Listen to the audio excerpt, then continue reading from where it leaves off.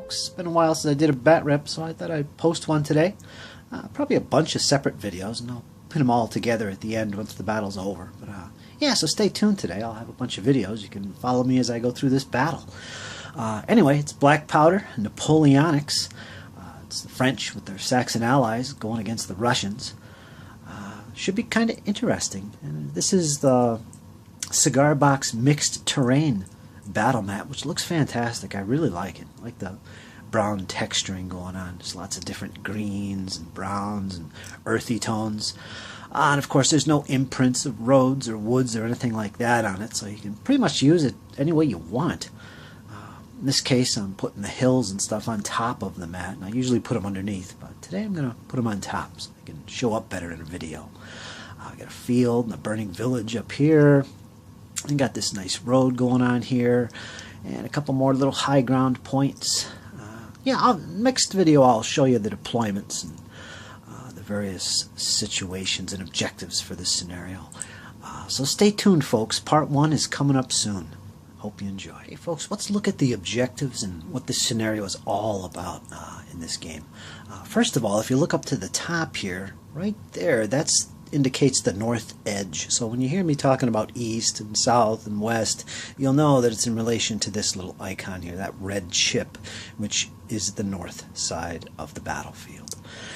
Now basically there's two objectives. Let me zoom in here so you can see what I'm talking about. Right in there we have two objectives.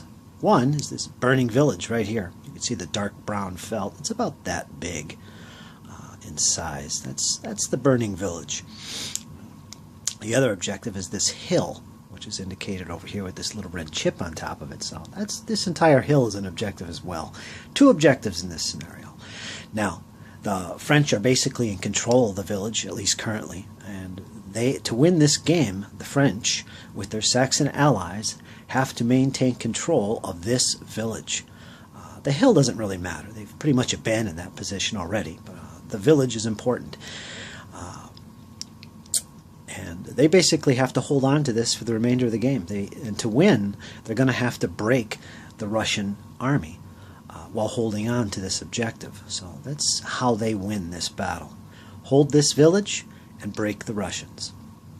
Now the Russians, on the other hand, they are the attackers, the aggressor in this scenario. And they'll be coming on from the east edge, which is here. And they're already deployed, and I'll go into that in the next video. But their objectives to win this battle is to control both the village and this hill. Now, in order to do that, they have to have a unit, a friendly unit, within 6 centimeters of that hill or village. And no enemy also within 6 centimeters of that hill or village. That gives them total control of the objective, and if they can hold on to both objectives for 2 consecutive turns in a row, they will secure a victory. So, yeah. Get within 6 centimeters of this village, get within 6 centimeters of this hill. And of course, there could be no French or Saxons also within 6 centimeters of the hill or village. So that's how they win. Of course, they could also win by breaking the French-Saxon army as well. So we'll see if that happens. But yeah, those are the objectives to the scenario. Now, in the next part of the video, I'm going to actually go through our deployments of our forces and our little cast of generals commanding these brigades. So stay tuned for that, folks. Let me zoom out here one more time so you can get an idea of the battlefield. Again, the Russians are already deployed. You can see they have a force up here, which I will go into. 2 more brigades down here. The French are coming up this road, and also on this road. I have a little regiment of cav right there. And of course they have their Saxon allies holding this objective from the get-go. Okay folks, stay tuned for the next part. We're going to go into the armies. Hey folks, let's get into the deployments, and we'll start off with the French. Let's see if I can speed through this. A good place to start is right here at this objective at the village, where the Saxons are holding a nice defensive position. Basically this brigade of Saxons is made up of 3 battalions of infantry, which you can see are right here. 1 in the assault column, 2 in line formation, and they have a battery of foot guns here on the flank. In addition, they are commanded by Prinz d'Alba, who's located right here. He's a renowned Saxon commander. So yeah, they're in a defensive position and they're holding out. Now, as Saxons, they are not going to be allowed to use the mixed formation. In addition, I am counting them as militia, so they're basically unreliable. Nonetheless, they hold the position. Let's see. Now, over here, we have our second French brigade, and this one is made up of cavalry. And we have a unit of hussar here, a second unit of hussar, and a third unit of hussar way down here, basically protecting the flank of these infantry, which I will get into later. But anyway, these are under the command of General Gerard, and currently the only regiment on the table that will be able to move from the get-go is this one way down here. Now, these two regiments are basically here, and that's where they're going to be moving from, but not until turn 2. They're basically frozen in place for a turn before they can start moving. So imagine them moving up the road yet during the first turn of the battle. So they can't move yet. And as hussars, they're basically light cavalry, and they have the Marauder's special ability. So that's them. Now, finally, the 3rd Brigade is way down here in the end. Let's make sure this is focused. Let me get in down there. Now, this is the main unit of this division, which is the 4th Division, under General Stefan, which some tabletop commanders might recognize as Stefan. But yeah, he commands not only the division, but he also commands this brigade of line infantry. And it's made up of 6 battalions of French line infantry. They can use the mixed formation rule, and they're basically line infantry. Outside of that, nothing really special.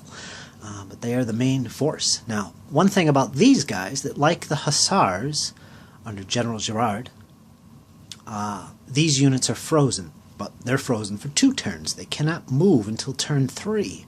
So again, imagine these guys still moving up this road before they can get to their current location and start deploying for battle. So they're basically frozen for 2 turns. So that's the French so far. It's the 4th Division. They're trying to secure this position here, currently held by the Saxons, in anticipation of an afternoon assault going on elsewhere in the battlefield. Again, imagine a large battle taking place here, and this is only one small part of that battle. And currently, this area right in here is pretty important to the French, because they're planning an assault later in the day from this location. So they did not expect the Russians to be coming in here from the east, and we're going to go into their deployments next. Okay, folks. Now let's take a look at the Russians and see what they're going to throw at the French in this battle. Might as well start up here near the south, where we got the first Russian units that are probably going to get engaged in the battle quite quickly. We have a brigade of 3 battalions of musketeers and a battery of foot, and they are led by a General Babinski, pretty renowned for taking on Germans in the past. We'll see how well he does against these Saxons. But earlier in the day, during this same battle, his brigade was reduced in strength after fighting against these Saxons. And he has since gathered his forces, and he's mustered 3 battalions. And once again, he's heading towards the position held by the Saxons. We'll see how good old Babinski can do in this little battle. Supporting him or other elements of the 12th Russian Division, I should point that out. Way down there on the far end, let me zoom in, we have 2 regiments of Cav.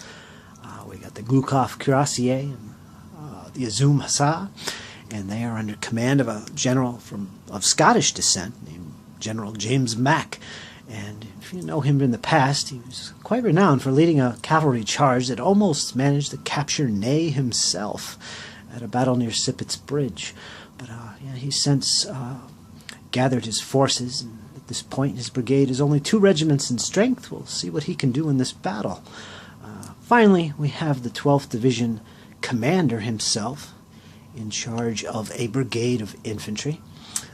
We have 2 battalions of musketeers flanked by 2 battalions of grenadiers.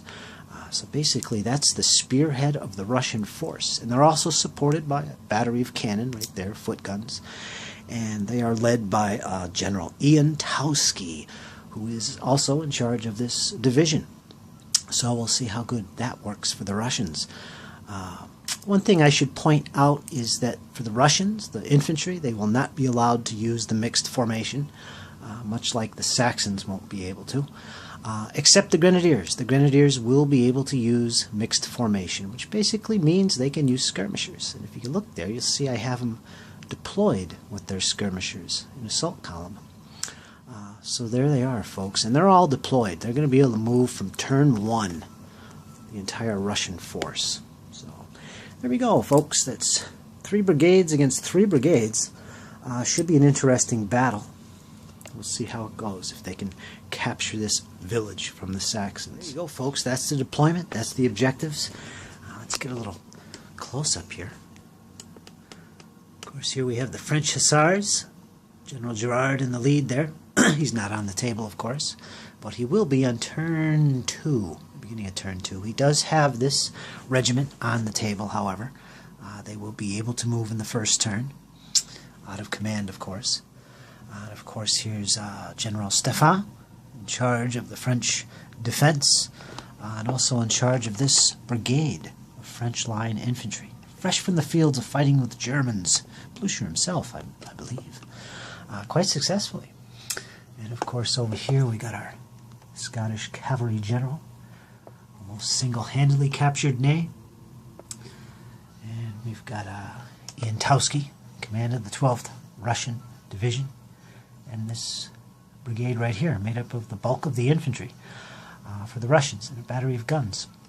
And one thing I didn't mention that I probably should is that all the Russian infantry, grenadiers and musketeers, do have the steady trait. So they're going to automatically pass their first break test. There's Babinski leading his brigade. And of course, Prince Alba and his nasty Saxons. There they are deployed, folks. Alright, folks, we're getting ready to start this battle. Stay tuned for the next part because it will be turn 1. Let's see what happens. Okay, folks, got turn 1 underway. The Russians pretty much moved up without a hitch. You can see Babinski's battalion moved up. He did manage to issue some fire with his lead battalions on the Saxons that were occupying this hill, which is now vacated. The Saxons were pushed back. They are not disordered, but they have taken a casualty, as you can see with that red dice. So Prince Alba's getting a little defensive there, pulling his troops out of musket range. Over here, Yantowski's brigade moved up. No problems. He's got the grenadiers on the flank, of course, with the skirmishers deployed. His musketeer units advanced, and we do have some musketry exchanging going on up here, as you can see. And the only result of that is that the Russians did take some disorder in this unit here. That's indicated with that little tuft of smoke inside the unit. Saxon artillery also fired, and that's about it. The Saxons are pretty much holding their position there, except for that hill that they abandoned. Down here, Yantowski's got a battery of foot guns that did not manage to get to the top of that hill, which is where they were trying to get. They're still basically limbered. Down here, General James Mack's cavalry. He's got the cuirassier up here. They tried to get up here behind this hill. That's the cuirassier right there. Trying to get behind this hill. The Hussars are trying to get up this way, maybe cause a little flanking action. But they didn't get far. Basically, only one move for each, so kind of slow getting off the mark. Outside of that, the French, General Girard's Hussars up there, they're on the table, failed their command role and did nothing. So they're just basically holding their position until Girard gets on the table, I would imagine. So that's the situation, folks. Turn 1. So far, nothing major is happening. Saxons are holding their ground. Let's see, turn 2 is coming up. We got the Hussars should be coming onto the board fully this turn for the French, so we'll see if that makes any difference, if they can help the Saxons out against these Russians. Okay, folks, turn 2 complete, folks. Let's see what's going on. Well, starting over here, Babinski's brigade is moving forward, as you predicted. He's got 2 lead battalions that have changed to line formation, engaging in some long-range musketry fire with the Saxons. One of his units has become disordered. He did limber his battery of guns to get into a better position of firing. However, over on this side, towards the center, there's a lot going on. There's a lot of musketry and cannon fire going on here. Saxons are disordered. Right here in this unit of Russians is also disordered. All the result of close-range musketry and cannon fire. Remember, Saxons do have that battery of foot guns right here. And this is all close range for everybody. And the result of that was this unit right here in particular for the Russians is now shaken. It's at 3, which is its maximum stamina. Did not have to take a break test, though. Was not exceeded. Yeah, they are in formation. They were back here. This unit was disordered. Couldn't really do much except do some shooting. That's about it. This unit of Saxons, by the way, is behind some hedges, so they do have cover, which is helping them. They've got 1 casualty so far, and they're disordered. And unfortunately for Iantowski, his brigade here, they could not get their grenadiers forward. But the only thing that did move forward was that unit right here, which changed into line formation. That was about it. Still got his limbered guns back here, so the advance of the Russians is kind of getting flustered by bad command rolls. Yeah, their command structure is not working out too well. And by the way, for the Russians, Iantowski is ranked as an 8 command value, and the other 2 brigade commanders are 7s, I believe. Yeah. Down here, our cavalry brigade, under the command of James Mack, have still not got off the mark there. They're still lingering. They basically failed their roles, unfortunately. So that was pretty much the Russians. Now the French, on the other hand, they had a little bit better success, I think. They did manage to get their cavalry under Gerard into action. They moved off the road. There's Gerard himself up here, leading some hussars up towards this hill. This unit over here did get off the mark as well. And the 3rd unit of hussars is over here. Looks like they're trying to make a little flanking move on the advancing Russians of Babinski. So let's see what happens there. So yeah, that's 2 turns, folks. It looks like the French position is stabilizing, and the advance of the Russians is kind of faltering slightly. There is some confusion in the orders, I think. Next turn, we'll see the arrival of General Stefan and his brigade coming up the road this way. So that's going to really make this game intense. The Russians have to do something quickly before those French reinforcements arrive. Okay, folks, that's it. We're going into turn 3. Turn 3, basically a continuation of the bloodshed, particularly in the middle there. Let's start over here with Babinski's brigade. Again, moving forward ever so slowly, because the Saxons are really holding on to this ground up here. They haven't given. Although this battalion is disordered and is shaken. So this doesn't look too good for this position for the Saxons. The Russians are pressing forward with very little damage to their battalions now. So they're getting things going. Although this battery all by itself is still limbered, sitting there. Towards the middle, again, we got lots of carnage going on here. Close range musketry and cannon fire. The Saxons are starting to get worn here. They got their artillery battery up here, and this unit of infantry are both disordered, as you can see by the smoke on top of their units. And they both each taken 1 hit. So although they're not shaken yet, they are disordered. So there's not much they can do except sit there and fire. In the meantime, the Russians are pressing forward. They got 2 infantry musketeer battalions in line, pressing forward, both of which are now disordered. This one here is also shaken. It's got 3 hits. So that's not good. He's trying to pull that one back, and it's not too effective at the moment. Not as long as it's disordered. And of course, there's Iantowski himself. The 2 grenadier battalions flanking the position, one over here on the hill and one over here. They continue to press forward as well. Skirmishers deployed, and they're in attack column. I'm not sure if they're going to make a go at the artillery and try and outflank the enemy position or what. I don't know. One situation that did occur is up on this hill. He finally got his artillery up on that hill, the crest of the hill, unlimbered, and let fly some very effective fire on Gerard's cavalry.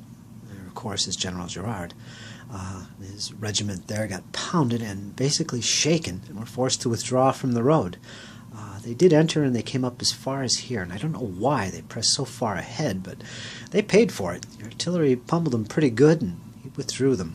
So I'm thinking he's going to be trying to rally that unit of Hussar. We'll see. And more trouble for the Russians down here. I don't know what it is, but General James Mack, our Scottish general working for the Russians at this point, is not able to get his cavalry in position quick enough. He's got the cuirassier here and he's got the Hussar right there, and just not getting his troops into action quick enough. In the meantime, finally, the French have managed to get their division commander, General Stephan, into action, and he's moving forward along the road with his 6 battalions of line infantry and battery of foot guns. They're trudging along ever so slowly along this road. They did deploy a battalion in line to kind of protect their flanks as they advance, basically to support these Hussars as well, which is part of Girard's brigade. But Girard's cavalry has yet to do anything effective right now. I guess he's kind of holding back in a defensive position there till the infantry can get into a closer position on the hill, if not the village itself. And of course over here on this flank there's a 3rd unit of Girard's brigade of Hussars, which has managed to put itself in pretty much a good position on the flank of the Russians, Babinski's brigade over here. So we'll see what they do with that. So basically the French cavalry scattered all across the table. The Saxons are holding their ground, although it's getting close at this point.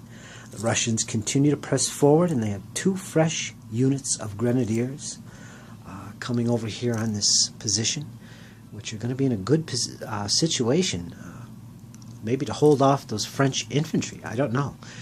So if they can take this village and hold it for 2 turns, you know, the Russians are going to win this battle in quick order. And I don't know what's up with the Russian cavalry. They're just not on their mark today. We'll see what happens in the future turns. But that's the situation, folks. That's where we're at. Turn 4 is coming up. Okay, folks, just finished turn 4 for the Russians. I still got to do the French yet. Things are heating up, so I thought I'd show the results of the French attacks this turn. Basically, Babinski here did manage to get this battery unlimbered and took a shot at these Hussars on the flank, and pretty ineffective. No big deal there. He also managed to assault this Saxon position. This unit that was up here that is now gone was close assaulted by his lead battalions. Engaged in close combat, and it was supported by a rear unit here, and yeah, they routed that unit of Saxons. They're gone. You can see back there, they're got them in display there where they're running for their lives. So that's 1 unit down. Prince Alba himself was almost run down and captured, but fortunately there's a unit of Saxons right here, which he joined up with. So right now there's this unit back there, and this unit over here of Saxons remaining. So yes, friends, Babinski has some success on the right flank of the Saxon position. All they have to do is deal with these Hussars over here. See what happens with that. But the objective is now contested fully. If they can just take out these Saxon units and keep the French at bay, they will win this game if they hold out for 2 turns in control of that village. In the meantime, let's go to the center here. There was also a close assault on the right flank over here with the Grenadiers, the Russian Grenadiers.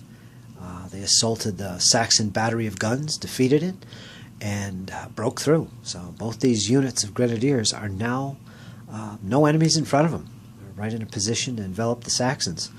The only thing in their way is this unit of Saxon infantry right here. These 2 units of Russians are both disordered. This one is shaken, in fact, so got to do something about that. So yeah, that's the situation there on that flank. Down here on the Russian right wing, where the cavalry are located, once again, General James Mack failed to get his cavalry into action. I don't know what's going on, but he cannot get these guys forward into action against the advancing French. Not even against these Hussars right there. So it's just not working out. One good thing, though, you'll see these French hussars right there. They did get disordered and take some losses. 2 hits, in fact. Their stamina's 3, so they're almost shaken. And the result of that is this battery of guns on the hill managed to about face and take some shots at them. Yeah, so those hussars took some damage there from that cannon on that high hilltop. And that's from Iantowski's brigade, so the general of this division. Yeah, so that's the situation. So Iantowski and Babinski are having success here, taking on the Saxons and throwing them back. Still got to figure out what I'm going to do with the French, but one other thing that did happen. If you remember, General Gerard was located up here in this position, and he took some fire from some artillery and pulled himself back because his unit was shaken, his unit of hussars that he's with currently. But unfortunately, the assault of the Russian grenadiers here brought them within musketry range. They did take some shots at General Gerard's unit and managed to break them. And of course, General Gerard was with the unit, and he was carried off with the fleeing hussars. So unfortunately, General Gerard is now out of action, and he's back here. But he still has 2 units of hussars on the tabletop, no longer under his command because he's not on the field now. So it's going to be up to General Stefan to take command of these hussars if he's going to be any successful in this battle. We'll see what happens. But yeah, the French are next. Turn 4 for the French. Let's see if they can do something about this. And again, this objective, this main objective, is now contested. And I should also point out that this objective on the hill is firmly in Russian control, which is required for the Russians to win. Okay, folks, let's see what happens in the next turn. Okay, I just finished the French turn 4, so they're all done. Not much to do, really. I started off with the Saxons up in here, and they basically, this battalion back here, where Alba is located. He's not with the unit, but he's close by. They shifted their formation around. They're in a line now, and they opened up on this unit right here and shot him in the rear. They managed to put down a little casualty on him, so that's good.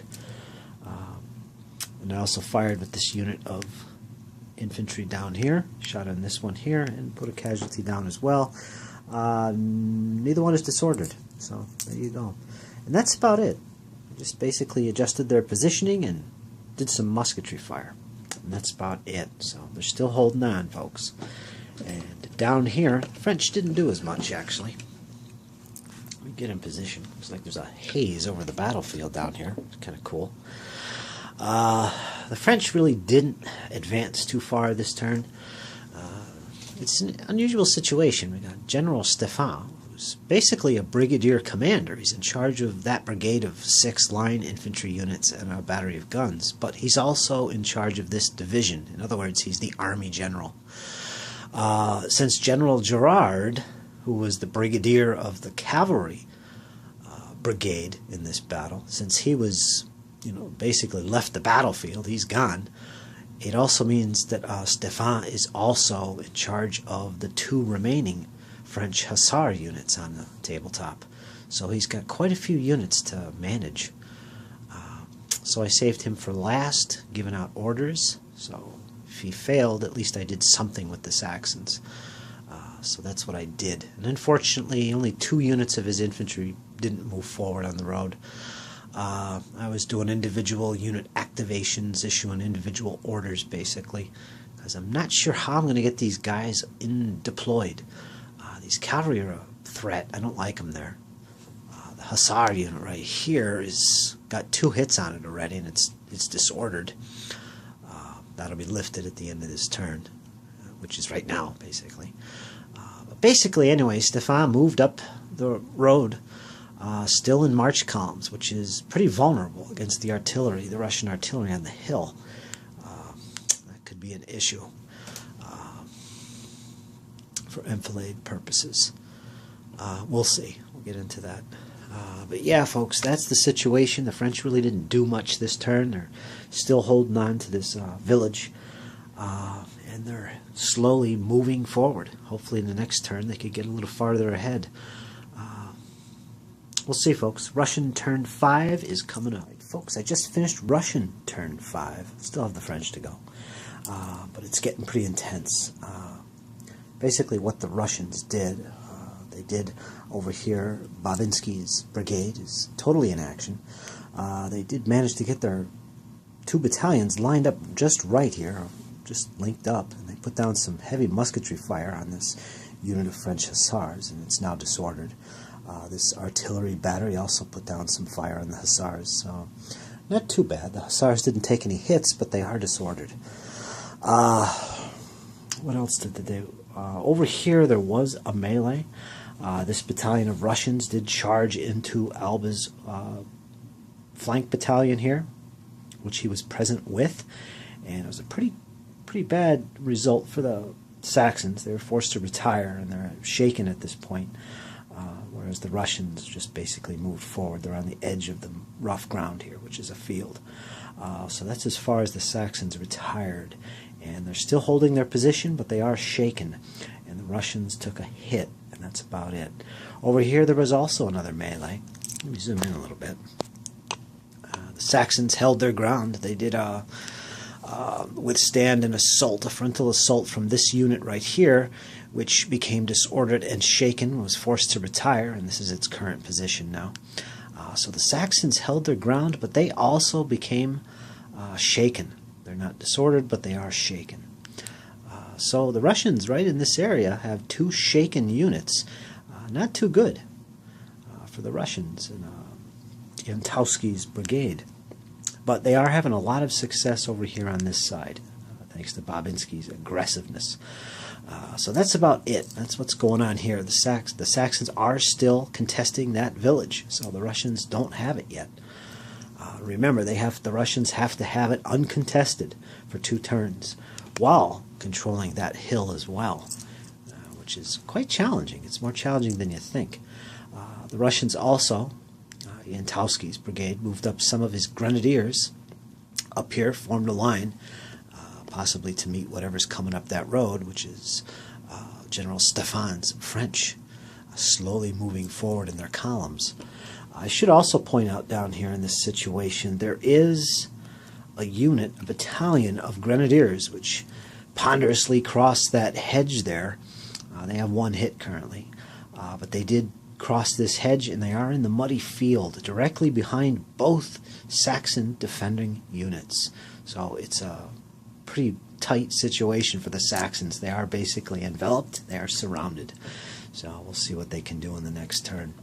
So yeah, Russians are putting a lot of pressure on it, and they're stabilizing their position here on the high ground. They have to control that hill, remember, to win the game, not just the village. The cavalry, once again, have done absolutely nothing. I don't know what's going on down here. There's, I guess maybe General James Mack is drunk or something. I don't know. I can't explain it, but they're not taking action. They're holding their position. I'm sure he'll be quite reprimanded by Jantowski for this type of behavior. But anyway, the French are still in their current position. I haven't moved them yet. Hussars are no longer disordered, of course. They did take some artillery fire and were forced to make a break test. They are at 3 hits, so they're shaken at the moment.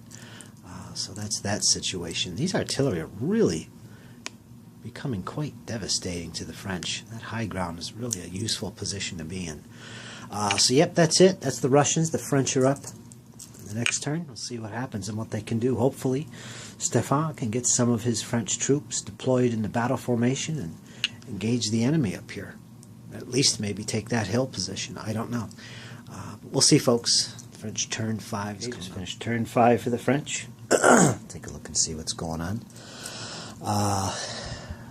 Started off with the Saxons. Basically, they can't do anything. I don't think they were disordered, no, but they're shaken, so they really can't do much. So there's no room in there either, so they just basically sat in place and used some musketry fire, which was pretty much ineffective. I think they did manage to disorder this unit over here of Russians, and that's about it. Yeah, that was from this unit. They're shaken. bad shape, them Saxons, but they couldn't do much this turn. So it doesn't look good for them, actually, since these grenadiers are right behind both units of Saxons. So that doesn't look good. And nothing went on up here except the hussars went off their disorder. Both these Russian units are both disordered and shaken. The one's in the middle here. Down here, on the other hand, we had some bad luck with the French because there was a blunder on his first command. Basically, he was trying to move his columns forward, this one right here, in fact, and they rolled a charge the nearest enemy, which was the hussars over here. There, these guys right here. So in march column, they made a charge move. Now, I know they can't charge when they're in march column, but I allowed them to do so. So it was only one move distance, which put them there. So I left them in their march column, and there they are, a little overeager. Or perhaps they just marched in the wrong direction. I don't know, but that's where their commander took them. And that ended the French orders, and that was it. Shooting was relatively ineffective. This unit here opened fire on the hussars as well, which these hussars are disordered. That's about it. So folks, that's it for the French. It's not looking exactly perfect for the French. So let's speed on ahead and get to the next turn. Turn 6 for the Russians, folks. Okay, Russian turn 6 is complete. Pretty eventful, actually. Starting over here, Babinski's brigade, doing pretty good. They continued to lay down a heavy fire on these hussars over here with the cannon and their 2 battalions of infantry. Those hussars are now disordered and are shaken, so it's not going to take long before they're gone. Not good, folks, for the French. Not good at all. Over here, it got pretty intense, as to be expected. The Russian grenadiers, which are located right there currently, did charge that unit that was occupying this hedgerow, the Saxons, and you can see that they're gone now, because now they have been defeated and are broken, and they're running for their lives off the battlefield. The grenadiers smashed them in the rear, and it was quite bloody. The grenadiers took a hit for good measure, so otherwise they're in good shape. Again, these 2 units of Russians are still shaken. These little disordered markers will come off when I'm done filming this. These 2 units are engaged. Alba is there, right there with the troops engaged with the Saxons. Both units are shaken. Yeah, and they fought to a draw. So it looks like they're going to go another turn where the objective is contested. So that's what's going, folks.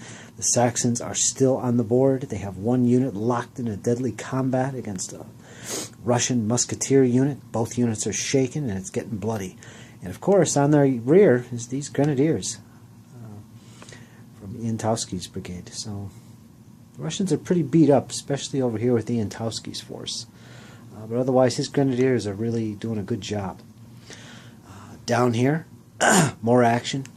The grenadiers moved up closer to the edge of the hill there and put down some fire on the hussars that were over here. And as you can see, they are now broken as well and running for their lives. So yeah, that's more French defeated. They're gone, folks. Now, what else happened over here? We did have a blunder on both sides, actually.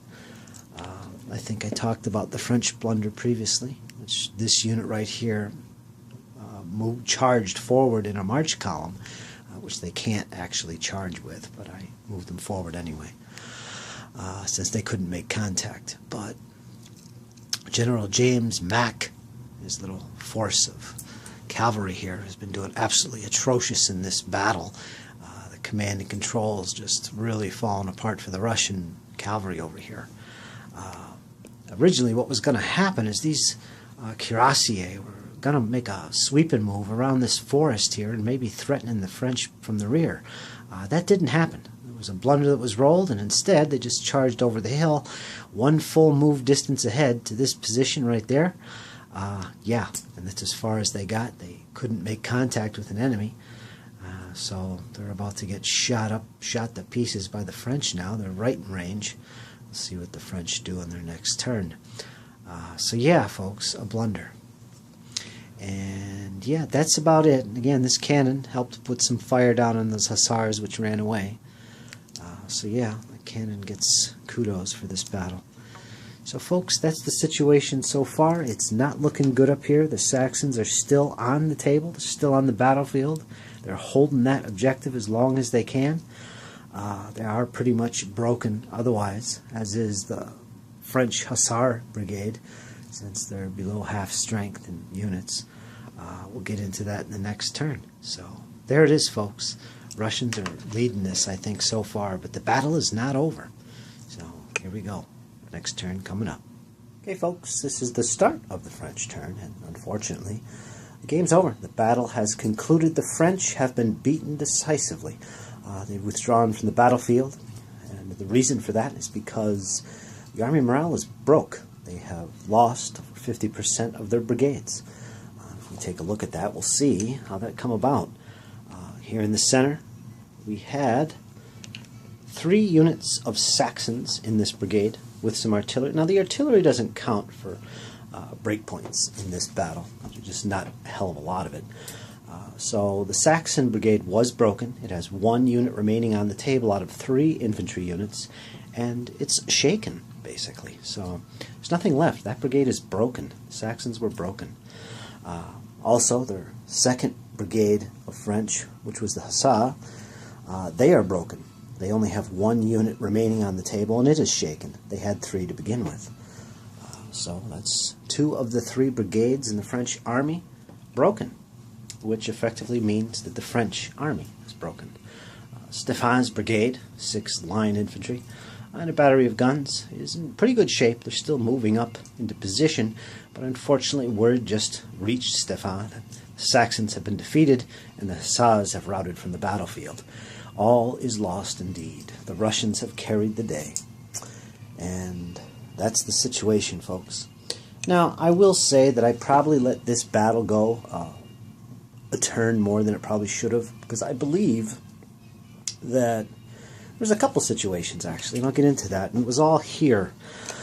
And I'd have to go back in the videos to be sure about this, but I'm pretty sure that Ian Towski's brigade, which is down here, and he was the army general, I'm pretty sure his brigade was in fact broken before they were able to assault with the grenadiers the Saxon position.